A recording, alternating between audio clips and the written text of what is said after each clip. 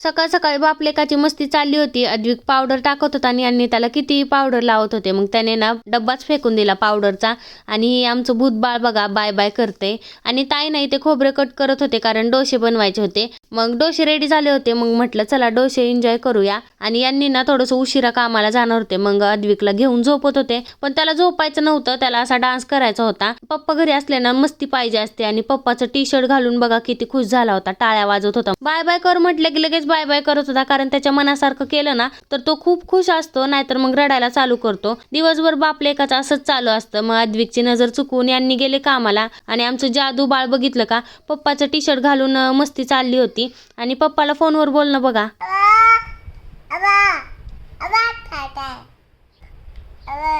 त्याचं दिवसभर ना असंच चालू असतं. मग म्हटलं संध्याकाळ झाली, डोक्याला तेल लावून घेऊ, कारण मला खूप चिडचिड होते तेल नाही लावल्यावरती. तर असा होता माझा आजचा दिवस. बाय.